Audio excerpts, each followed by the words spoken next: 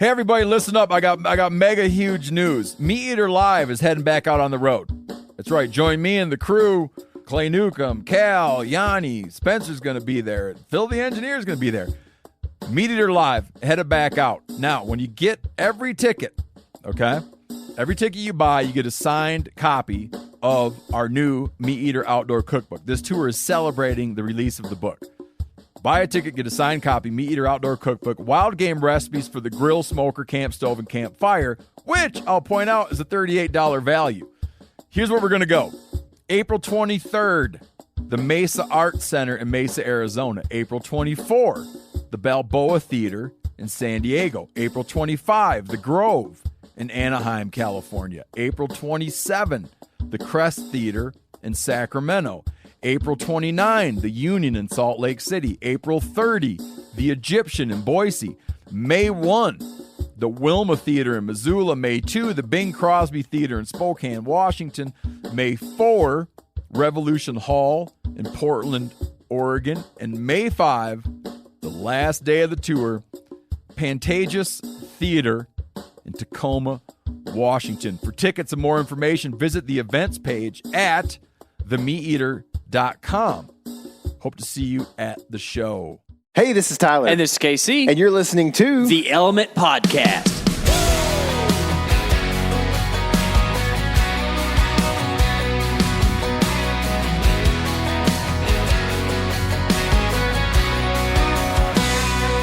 What's happening, all my woods people? Today is a special episode. Is it an episode? I guess it's an episode. Is it episodic? Is it part of our episodian nomenclature? So, by technicality, it has to be because the hosting site makes it that way. Yeah, that's right. But either way, it's a special episode with our good friend Chris Derrick from Sitka Gear. We normally don't do a lot of product placement stuff, but Chris is a good buddy of ours. We've made friends with him over the past few years, and he wanted to do this so that he could tell us some about the new offerings, especially the revamped Whitetail pack line that Sitka has this season. Now we have all 3 packs, the new packs that they're offering. We had 2 all spring. We got to use what's called the tool belt quite a bit, or I did. You probably put it on a time or two, but I used it for the most part and loved it. And because they sent us that stuff and we like Chris, we decided that we would help them out and showcase some of their fine products that have been coming out. So you can go check out the video links on our YouTube to see a better demonstration of these. But for now, we'll let Chris tell us about them.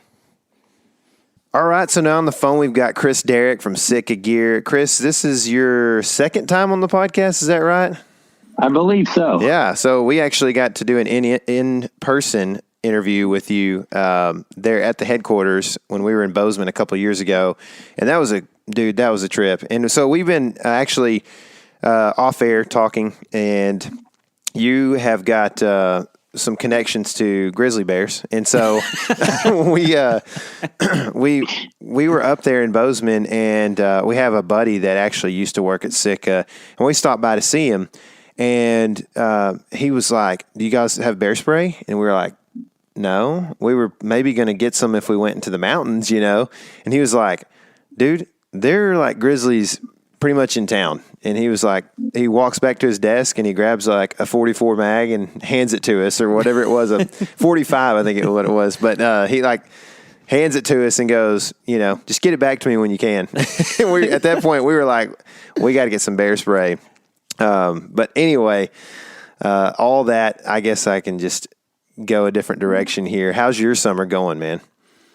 It's going good. Yeah. And we were toying around. We were talking about like the property that y'all had just purchased over there. And then I bought some here, and I was explaining that I bought it from the guy that started UDAP bear spray. So I feel like it's like in the cards now. I keep wondering, like, is there like going to be a sign where like I take a mauling at some point in the woods elk hunting around here, and then they'll be like, yeah, but he bought the bear spray guy's house. So like, and he got mauled. So it's like kind of in the card that Chris is going to take a mullet. Ooh. And so I hope not. Did it man. come with a lifetime supply of spray? Since Mark gave me, he gave me a couple of cans and everything else. And so it's got like the warehouse he used to have here, part of his, you see where he kind of first started the business here. And I was like, but it's just been weighing on me ever since. I was like, I wonder, is this some sort of spell? I need to go find a tarot card reader or something and do some weird thing with me. Sometimes when somebody who makes apparel, they might send you a prototype. And when you know the guy that makes bear spray, you might not want him to send you a prototype of the bear spray, right? That's definitely a true statement. The field tester, yeah. Field tester. That's you, man. Oh my goodness. Yeah, right after I got the place, I just had to read Mark of the Grizzly, and now I've just been obsessed with it ever since then. So ever since I met him, that's cool. Did it come with a really big pepper garden too? Is that how that works? Is R&D part of you order a bunch of Carolina Reapers and having arrows and stuff and plant them and just see what works best? Is that how it works? Yeah, I think you guys live in the better area for Carolina Reapers. You can't even grow peppers here. So yeah. What's the so is it summertime there? Because I know people from Montana tend to consider this time of year different than we do sometimes.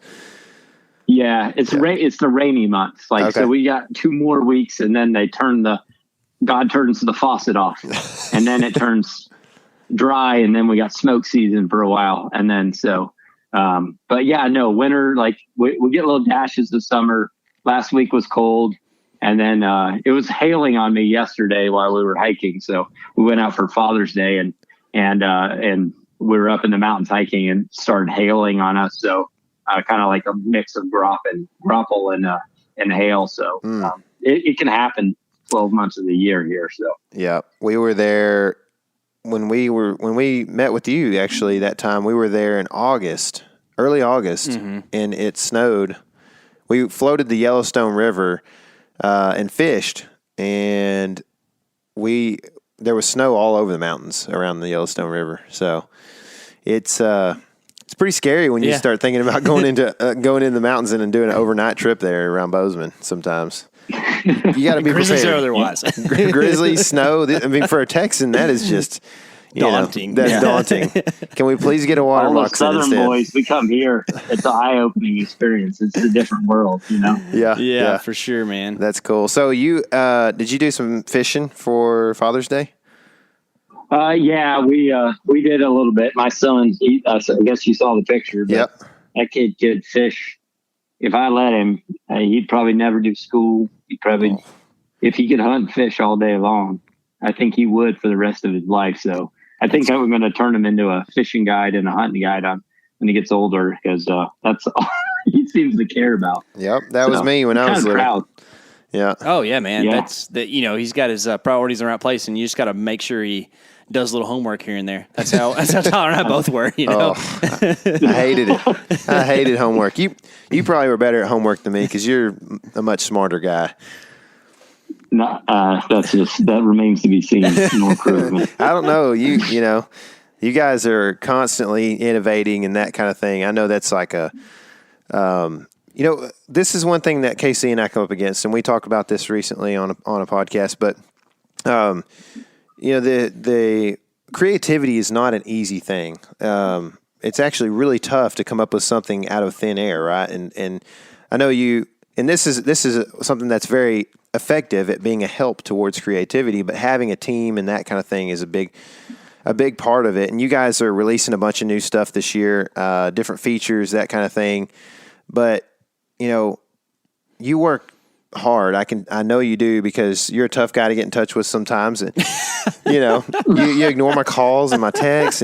But that is not true. You text me and I answer. I know, I'm kidding.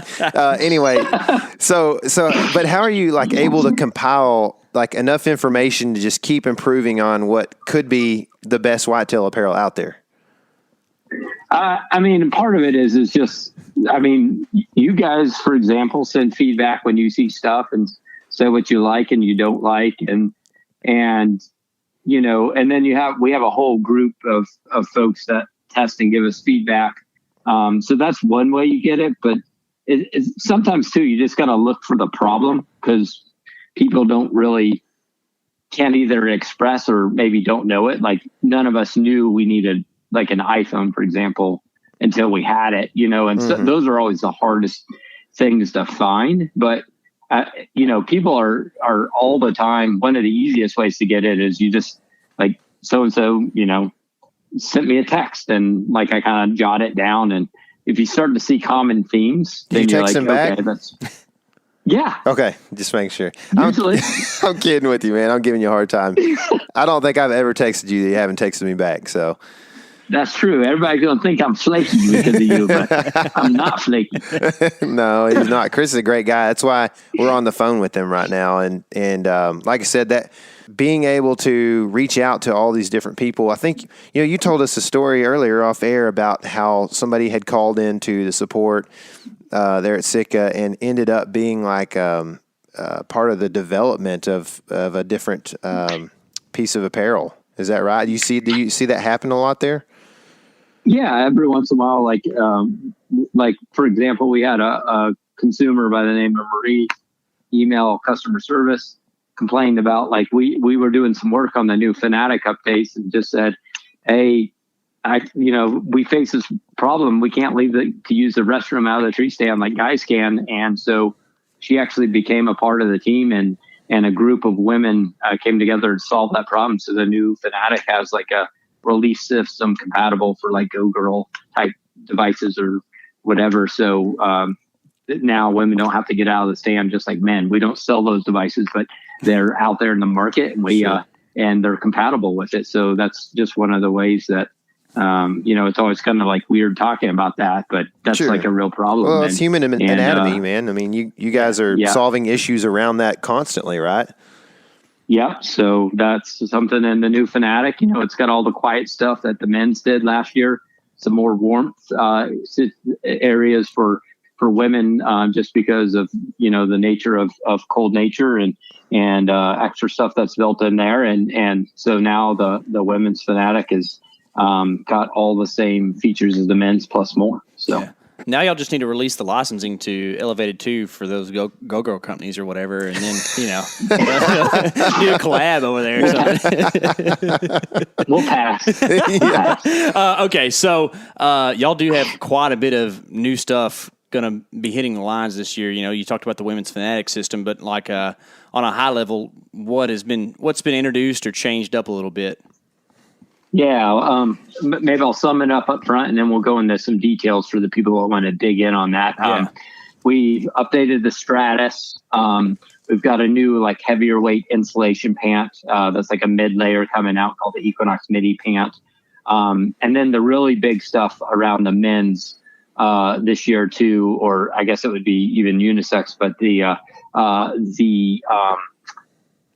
pack line. So we've now are launching 3 separate packs and a rain cover. So, a lot of work in rounding out the pack line. We had the Fanatic that came out last year for ultra quiet.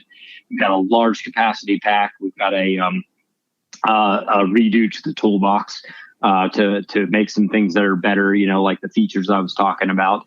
And then we got a really kind of smaller run and gun style pack that's a smaller, so for minimalists. Mm-hmm. Mm-hmm. Dude, that running gun pack you're talking about, that's the tool belt, right, that you're referring to? It is a tool belt, yeah. Yeah, that's a cool pack. So that's our smallest capacity pack. So it's 600 cubic inches. But what I like about it is with the removable shoulder strap system that doubles as a stuff sack, you can pack like a Fanatic jacket or Stratus jacket, a Celsius midi, and even another layer inside of it, and it compresses down, and then that goes away in the pack. And then for everyone I'm describing this to, all of this information, like you can see this stuff on July 10th. And there'll be some more information on it coming out earlier at the beginning of July, but it's just like a mini bucket style pack. So a lot of our packs are built like a bucket, since you hang them on a tree stand and throw your stuff into it. Mm-hmm. 2 removable water bottle holders on the side, and then everything for like your wind indicators right there on your hip, so you can access it with your right hand. and then you can hang it from the lid. Or if you maybe like are gun hunting and you like to keep your like Pop-Tarts and your snacks all like right in your lap. Speaking your language. You can like flip the lid. Yeah, you can flip it open, dip can, whatever, all that type of stuff can go in there. But you have it all like you can sit right on the front of your hips, and you can open the lid the other way. So it's got like a two-way opening lid. And then the bottom of the pack also has like, if for a bow hanger arm, you can slide that into a sleeve across the bottom. You can put antlers. Most antlers, I would say, can fit on and nest on the pack with like the bases going into a set of straps, and then your G2 tines getting wrapped together on another one. So everything. When I wear this pack, I can literally just walk up to the tree, climb up the tree, reach back behind me, pull out my bow hanger arm, screw it in the tree, throw my bow up off the sling, and I'm ready to go. Up and set up in like 5 minutes or less. And that's kind of, there's a motif across the packs, right? That there's like a grommet that you can hang from kind of the lid that you can hang the pack on, and it opens up and gives you all your options right there in the tree, right? Yeah, and that's like why we kind of have this like tool bucket kind of like, they're all kind of built with that kind of same thought, and like some side compartments and then like one deep cavity. And what's really cool about the tool belt too, what I've liked the most about when we started digging into this with people is, if you want to run in like early season and you don't need a lot of layers, you just take the shoulder strap system off, or, and it just stows away. Or you can, put it on and use it for some extra harnessing, leave the shoulder strap on. But then when you get up in the tree, you can pop it off, and then you've got like a really low profile. You've just got this like tiny little pack hanging on the stand next to you. Mm-hmm. And so you can stuff all that stuff away. But then in late season, you can pack in that whole layering system you need. You put that on when you get in that tree, and then take it off. And take that stuff sack off too. And one little trick on that stuff sack too, you see those little wire gate buckles. If you throw the strap system over that and then run the shoulder straps like through that wire gate buckle, you got just like a separate little mini stuff bag. It doesn't even have to be attached to the hip belt, or to the hip pack. Mm-hmm. Yeah, that's cool. So saddle hunting is like all the rage right now. And a lot of people are looking for options to be able to run, compatible with a saddle. And I was thinking that the tool belt might be one of those things that kind of works that way, where you might not even need to take it off whenever you're in the tree. Have you messed with that much, or seen how the compatibility works with that? Yeah, I've done that. I do still like to take mine off, just because when you're saddle hunting, like I did a bunch of it last year, and I was kind of like, you guys had even, I think, talked about it when we first met. Yeah. And I was like, I don't know about it. Like after doing that last season, I actually killed a deer out of the saddle from my offhand side. And really, I'm telling you, it's like the greatest thing for mobile hunting. If you're doing hanging hunts, like you go set your stand and then climb down, there's nothing better than being able to like run 3 sticks with like an 8er and that tiny little platform. Like there's nothing to carry with you, and it's really fast and easy to set up. So I mean, people that are skeptical on it, I was one of them. And so usually what I'll do is I'll climb up, and you can leave that on with the saddle as you're climbing, like the hip pack. And then when you get up, if you want, you could leave it on or roll it to the front of you, which would be fine. But normally what I like to do is take mine and kind of set it up on the back side of the tree away from me, since you're doing all that rotating, to swing out and around the tree. And so that's why I like to have it off, just because, but you can do it any way you want. Like if I were to say, this is the way to do it, there's probably 7 people that are going to say there's 12 different ways to do this. I think you're underestimating there. People like to be contrary. So. They do. Okay, so for the guys who haven't converted over into adult diapers yet, we have, by the way, we're all about the adult diaper, but there's like a there's 3 new offerings from packs, and then let's go from smallest to the biggest here. What's the toolbox? Is that what we got? Cargo box. Cargo box. Yep. And okay, yeah, that's you for the guy who say has his lone wolf or whatever and is real attached to it. That's the big guys, or maybe not the big guy, but the full size hang on stand pack, right? I mean, you're going to be able to actually detach it and put the stand in between the bag and the shoulder straps and all that. Yeah, I think you're actually able to deploy wings and fly with this thing. Oh, I'm not cool. sure. There's a lot of features here. yeah. Well, nickname, we should have called it the Flying Squirrel then. Huh? Yeah. The cargo boxes. I mean, if you like to carry a lot of cargo, that's what it's for. Yeah. If you're not, if you don't want to carry the stand in, a lot of camera guys are liking this one too, because there's lots of pockets for tall lenses and things like that. So it's 2,200 cubic inches is what its total capacity is. Plus, like on the top of it now too, you could like do your bibs and your jacket strapped to the top and bottom of the pack. Mm-hmm. And I know like one of our field testers is a extra large and another double extra large. And even with a larger capacity, they run out of space with all the stuff they brought. So we added those straps to the top and the bottom. And you can hang it from the lid. And then if you want to run sticks on the sides, the wings are there for running sticks, or you can put a rifle in them. The stand system's way easier than the old tool bucket to be able to pull apart and put back together. So it's essentially like a couple of buckles on the side. There's no zipper to go around. You run the straps right through the stands. We'll have some how-to videos online on just to show you through how to use it, because a lot of people will get this pack and like every time you use it, you'll probably find like a new thing associated with it. And then it has these little prongs that kind of go back together with like reflective ports. So if you're wearing a headlamp, you can see where the pieces go in. So you can put it back together in the dark really easily. But the idea behind it is you're doing hanging hunts. And then I've even used it for saddles. So I put my sticks in the side, and then I put my like little tethered platform right on the back of the pack, and like only do one strap through it. And then the bottom of the key side kind of nests down under the Hypalon strap. Cool. But that's, it's built off like a pack chassis, like for carrying like frames, like big game stuff. Yeah. And so with that same kind of thought, but I've carried multiple stands and multiple sticks just trying to ruin the thing earlier in the season. And, I would recommend that you carry 2 platforms in and 8 sticks, but I've physically done that. Yeah.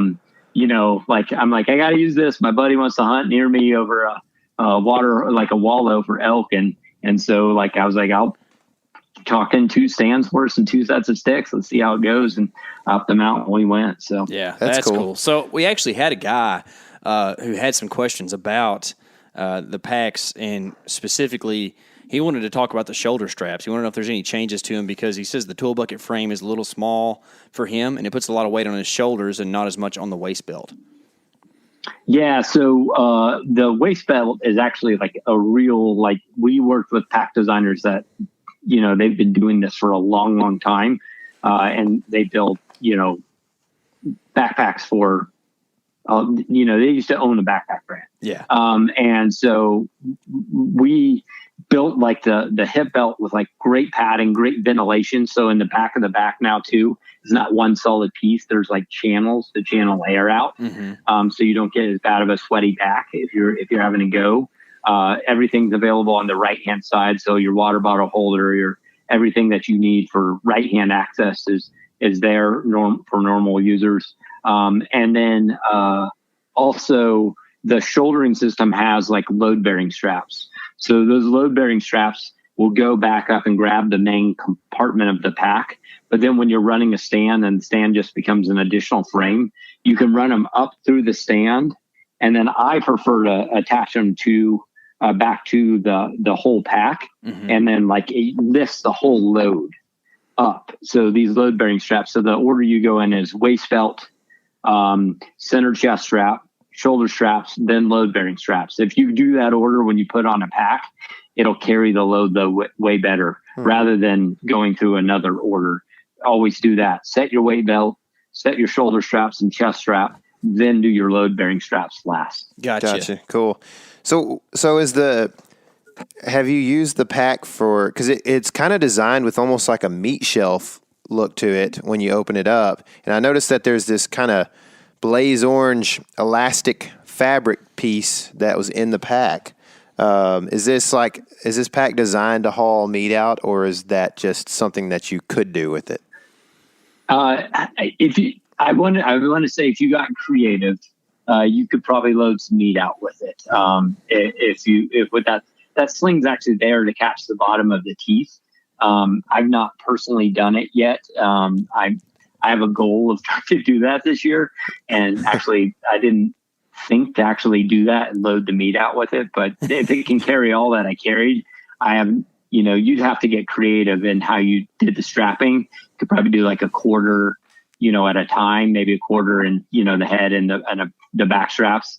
But it'd probably take you a couple loads with a whitetail to do it. The one thing I'll say is that blaze is there. So if you're hunting public land, a lot of times when you put a pack on, you cover up the back of your vest. Gotcha. And so we put that blaze strap in, and yours isn't 100% right since you have a prototype, but the hooks go up inside of the flap, and then they wrap around the side and hook to the bottom. Mm-hmm. So you can run in with blaze on the back of and you don't really lose your coverage. And another thing we also come out with this year is a reversible rain cover. So when it's raining, there's an elevated to optifade side. So if you're in the stand, you put that on. But then when you walk in, you can flip that reversible rain cover inside out, and the other side's blaze orange. It's cool. Yeah, that's neat. Yeah, at least it's not bear spray. You know what I mean? No. Don't need that.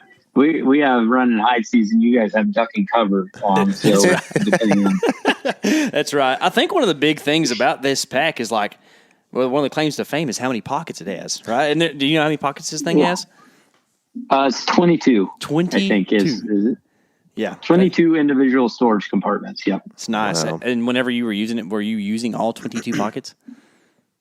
No. But it's a mix and match situation, right? It gives you the options of having, different compartments for different stuff or whatever. Yeah, and you'll figure out the ones that right. The one thing, like I said, if for every 8 guys, there's who knows how many different solutions, but it allows you to make a configuration that's right for you. Yeah, for sure. So the third pack is kind of a returner to the line, right? It is. So it's an update. It's in between the two. Mm-hmm. It's 1,800 cubic inches, and it's just so everybody knows, the old toolbox is now becoming the tool bucket. And I know that's a little confusing, but I didn't want to give up the name bucket because I thought just defined exactly what it is. Yeah. So that's the reason for that. So y'all used to have two. You had a toolbox and a tool bucket in the same line, right? Yeah, the tool bucket used to carry the stands, but now the cargo box does. Uh-huh. But I just love that name so much. So and it's really going to be similar to the old one, but we did some things like the water bottle holders are better. The old one, you can set it down and might dump your water bottles out, so the containment's better on that. It has the top and bottom straps, so you can put your bibs and your jacket on the bottom of the pack. The new system for, like, if you want to strap a bow to the back, those little hypalon pieces, you can kind of wrap them around the grip of a rifle or a muzzle loader or around the riser of your bow, and they go back through the little triangles, but they basically has the third point of contact too, coming from the back of the pack. So like the Fanatic pack does, where you can wrap it around and go around your riser or the rifle or your barrel of your gun, and kind of tilts the rifle forward. Has the blaze strap for going in the blaze coverage.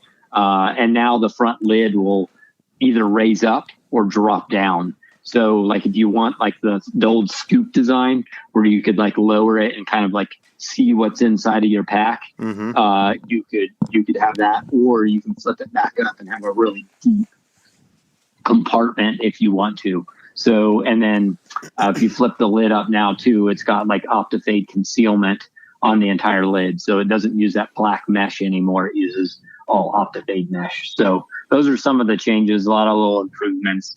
Like you said, people have been texting me over the years and saying what they like and don't like, and then you just kind of mesh it all together and update it as you go. Sure.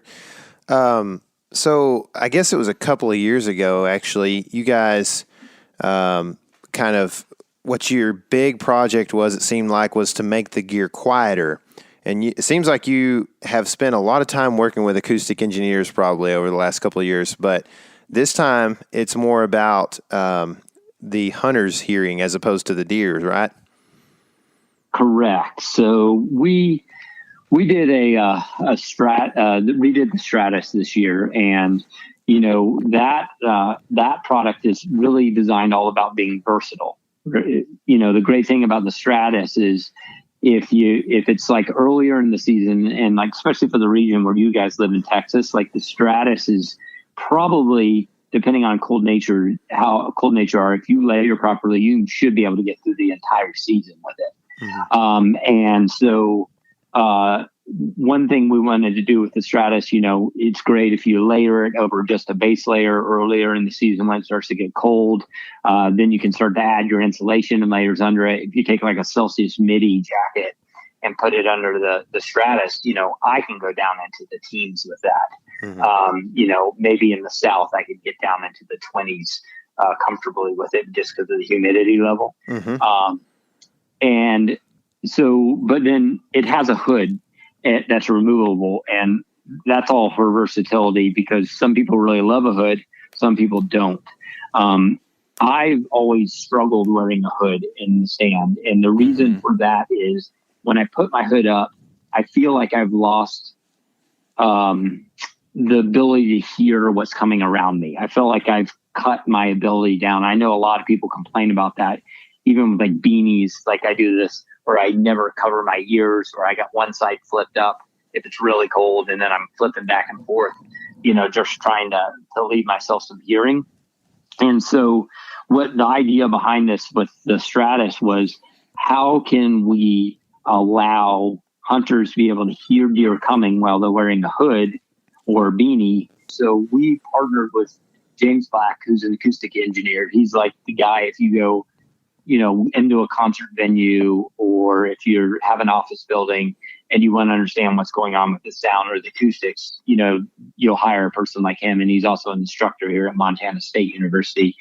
And so he and I took some leaves that we brought back from Georgia and some dirt, and we simulated like a hoof crushing those leaves to get the frequency of the sound that was made. And then we also partnered with a group at Gore. Whether you know it or not, like Gore can be used in like headlights of cars, or it can be used in a lot of like mobile phones. And that's the reason you can drop your phone in the water and it doesn't die anymore like it used to in the old days. Oh, yeah. And that's because there's like a laminate inside of there, a Gore membrane. And the reason that's in there is the phone heats up, it's got to let vapor out.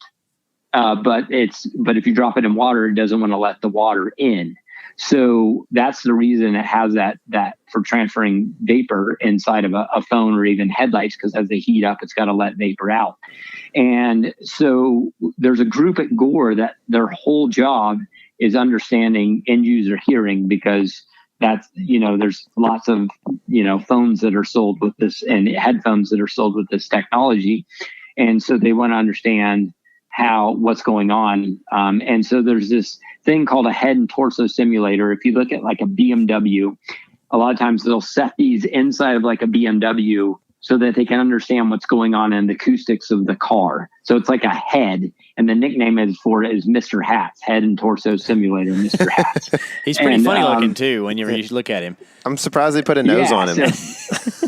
Yeah, he's got a nose, he's got eyes, and he's got like a real, like it's a synthetic ear, but it works like a human ear. And so what they do is, we would play like a white noise, and we would measure what's called, acoustic loss or insertion loss. And so what we could do is go through and take a bunch of different types of textiles, build different hoods and beanies, put it on Mr. Hats, and then measure what type of textiles allow for the most acoustic transparency. And what we learned was totally fascinating, that it's like, I didn't just stick like mesh hearing ports in this thing. Like, we went through and like did double layer polar tech alpha, because we learned like that type of insulation was extremely acoustically transparent. So we could double up the layers for actually additional warmth. And then, we were digging even on the types of mesh that we're using, and the types of textiles we're using on what would allow the best amount of sound to come through. And ultimately what we wound up doing that is, after James ran this through an algorithm, we learned that that's 4 times the distance, improving adherence. So like, if you were wearing the old hood and could only hear a deer at like 20 yards, this new one should allow you to be able to hear it at 80 yards, or it's 3 times as loud at the same distance. So, if you could hear that deer at 40 yards with the old one, and you could hear it at 40 yards with the new one, it would be 3 times as loud to you. So you'd be more likely to pick up on it.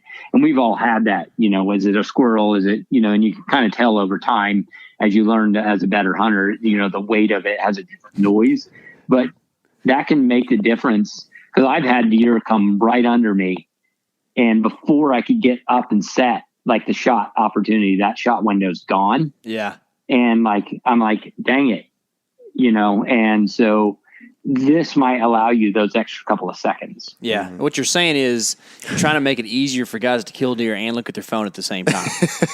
That's exactly right. Yeah. That's you just proved that you're a better hunter than me, because you're like, as you get better at hunting, you can tell squirrels are not deer, and I still am not at that point. So sometimes. But yeah, usually, there's a different weight to it. It's like a different cadence, and But I remember when I first started hunting, when I was teen, I was like, oh, deer.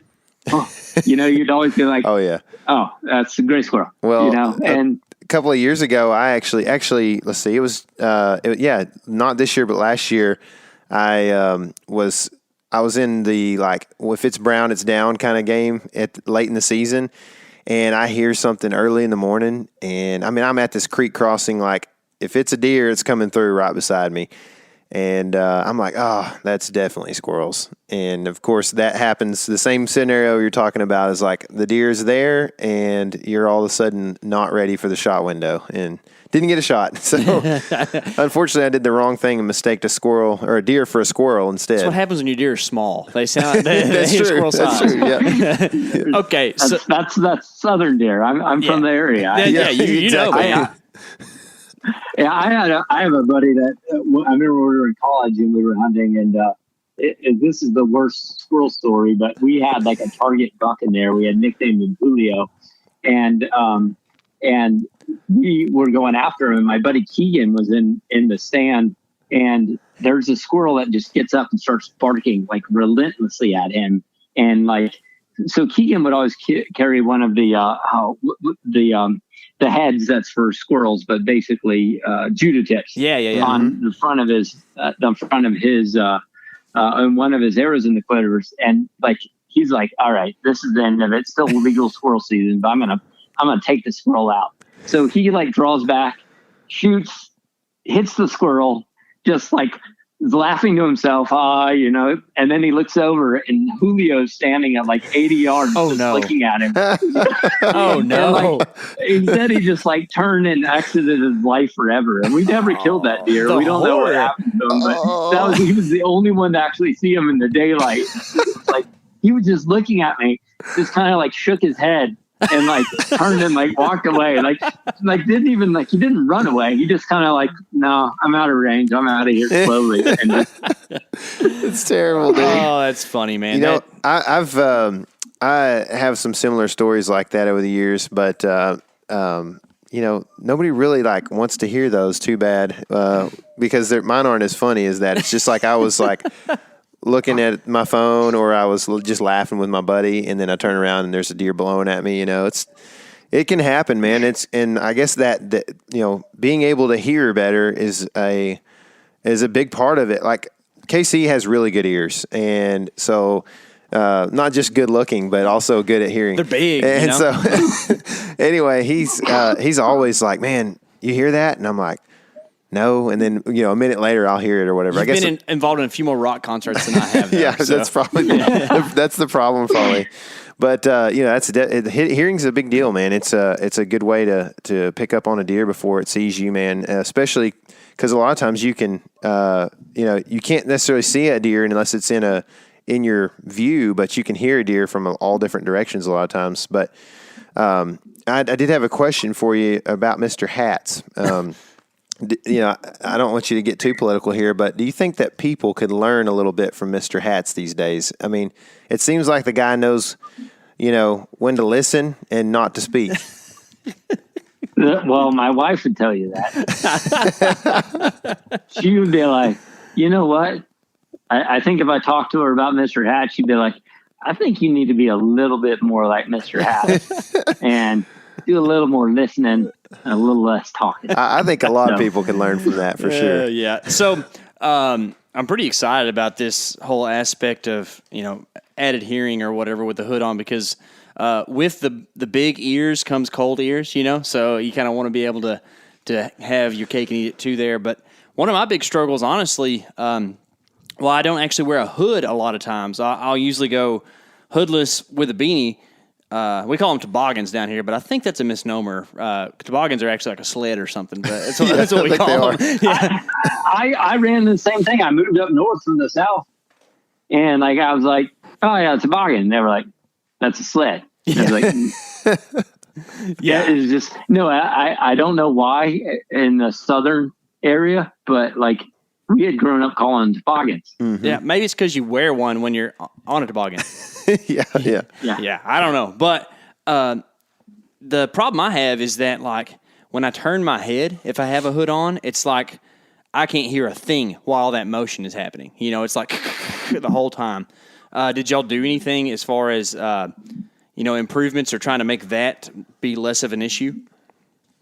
Well, the one thing is the textile that's in that is really great for that, but the Stratus hood was already built really great for this. So even another problem was that head turning or even having it on, you lose your peripheral vision. Mm-hmm. So if you look at the way that hood is shaped, it kind of is sculpted where it keeps that vision for you. Mm-hmm. But then if you cinch it around tight in the back and the way that it's shaped, there was a lot of work we built into trying to keep that kind of as snug fitting. So there's as little movement as you can.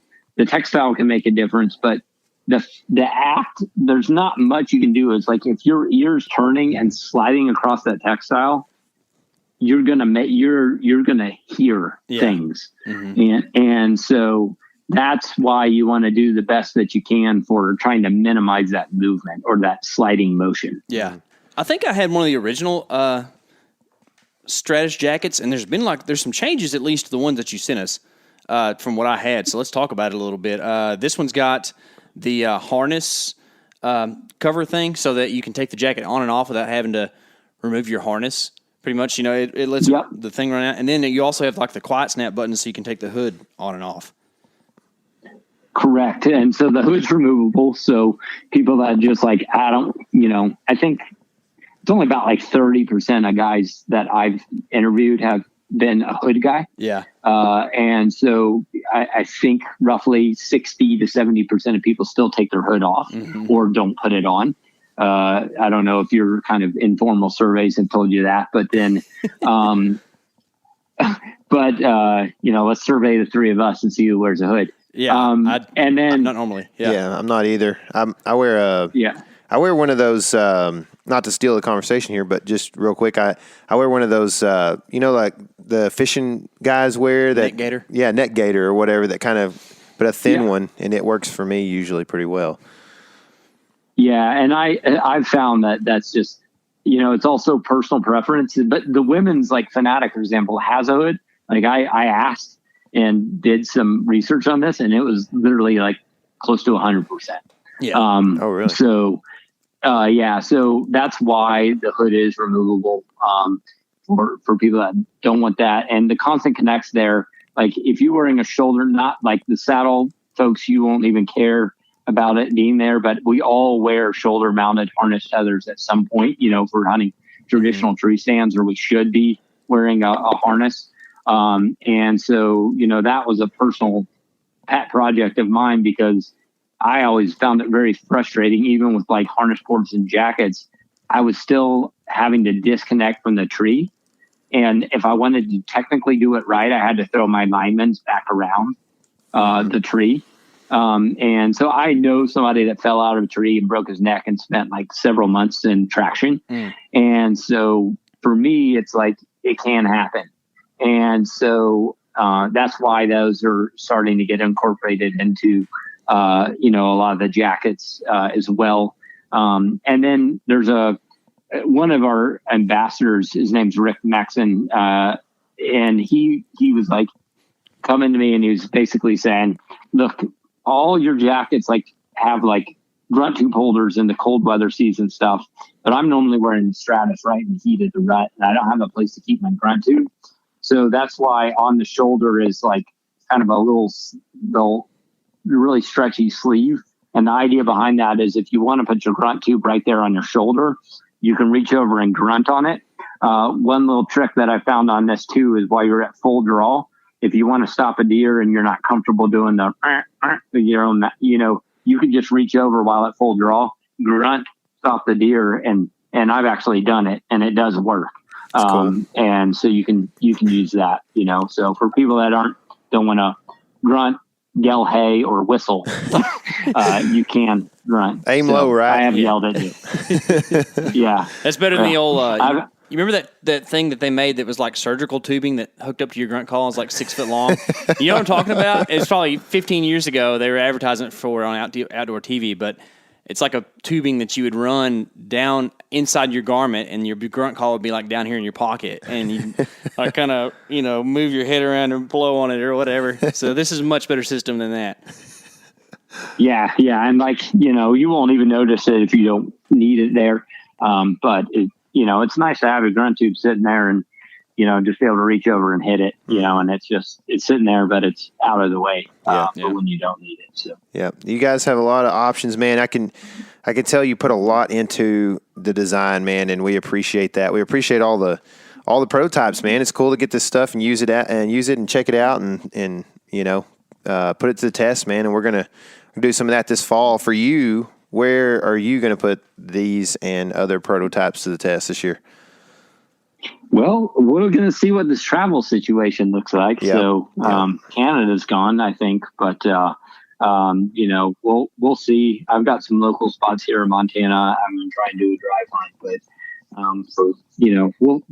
we'll see what the situation comes later on this year with our travel situation. We've got a lot of restrictions right now where we can't go still for work. So gotcha. Yeah, gotcha. We hung out with some military guys recently, and they were in the same boat. They had to get special permission just to go scout some public land with us, So it's crazy times. Yeah, it sounds like this fall could be interesting for a lot of traveling. So I don't think within the States it's going to be too bad for people that are able to move safely and do that. So, the good thing about being in the woods is you're pretty socially distant usually. So, it's great thing about whitetail hunting. Yeah, exactly. It's a great thing. I always give duck hunting. Everybody's cooking bacon, having a good time talking. It's like, if you're hunting whitetail, it's like you barely want to even talk to the guy next to you if he's next to you. You kind of but it's pretty solitary event. Yeah, for sure. Well, okay. Real quick, you also said there was like an improvement to the Equinox line. Is that right? We added, so there's kind of, it's called the Equinox Midi Pant. Yeah. It's essentially a very high gauge Berber on the inside, smooth faced, kind of a conform fit. Just a really good pant for layering. If you are aware of the heavyweight bottom, it's like that on steroids. And so the good thing I like about it is it tucks nicely inside of tall boots for colder weather hunts. And so you can wear it in the stand. So it just gives you another option other than just the heavyweight, or the idea behind the Midi name is it's kind of like a season extender. So like you have the Celsius Midi or the Equinox Midi, and they can go under something like the Stratus or your other ones, like as a mid layer, and they're a season extender. So you might get an extra 20 degrees by doing that, with those products. And so that's just a really good one. And the good thing is you can wear it in, and it's not like you'd be walking in with like your heavyweight bottoms, like looking like you're walking in your underoos that, it has pants. Yeah. I hate for the deer to see your underwear, man. Nice. That'd be bad. Yeah. Some really dedicated folks walk in, with just their lightweight base layers on, but most people don't tend to go in, in their pants, in their base layers. Yeah. Cool. Well, is there anything else that we missed that you'd like to hit on? No, we covered it all, but everyone out there, if you got questions, customer service is always there to help. Really good team. They all actually hunt. So when you call someone, when we visited with y'all, what they're doing. We actually got to see, kind of that little area of the office there, and they have every piece of Sitka gear there that they can put their hands on and talk you through it, right? Yeah, and I'll tell you what, I've worked at a couple of different companies, and this is the first company that I've ever been at where when you call in to customer service, you're going to actually get somebody that participates in the sport and actually knows what you're going through. So, that's a requirement, is to be able to go in and have somebody that can talk through those issues. They may not all be waterfowl hunters, or whitetail hunters, or elk hunters, but they'll kick you over to somebody that knows that, but they have experts in all the different disciplines or pursuits. Yeah, for sure. When we were there, we were playing with that umbrella decoy thing. Somebody had got one, and so everybody thought it was real cool. You remember? You know what I'm talking about? That. Yes. Like I killed a turkey with one of those. Did you really? And I scared off a bunch of antelope. That's easy to do. That's cool, man. Well, awesome. When can people, get their hands on the new stuff, and where can they get it from? So at the beginning of July 10th is when most of the stuff's going to go live on the website. And then, if, we'll have information on there. Like I said, there's retailers. If you look at our store locator, so, finding a retailer in your area, going to see them, supporting them, great way to do it. I always love for people to go in, because they usually, just like our customer service team, have people that participate in the sport, know about the product, or trained on the product, and can help you find the system that's right for you. So go in, support those folks. And so those are great ways to learn about them after listening to this podcast and going to see and touch and feel the product. That's how I'd recommend to do it. Yeah. And then the women's will be later in the fall, closer to cold weather season, is when the Fanatic will come out, right when things start to get a little bit colder. Yeah. Awesome.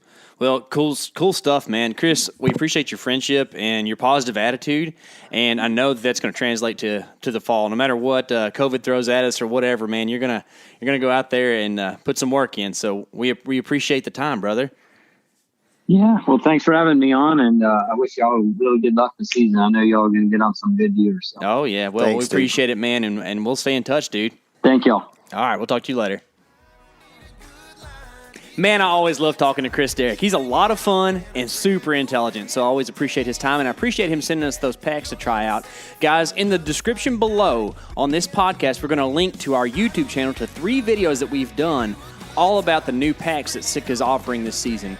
Also down there, we're going to link to just our general whitetail camo system video as well, because that's been pretty well received, and it really explains how all this stuff goes together. Yeah, and let me make a point real quick. We've never been paid by Sitka, and I don't know if they intend to pay us. I don't really care, because we're just good buddies with Chris at this point. And I just wanted to let everybody know that other than our friendship with Chris, these are unbiased reviews, and we're giving you exactly how I feel about these things. So do go check them out on YouTube. If you go to the website and you want to order one of these packs, let them know you heard about it on the Element Podcast. Remember to do that, and remember, this is your element. Live in it.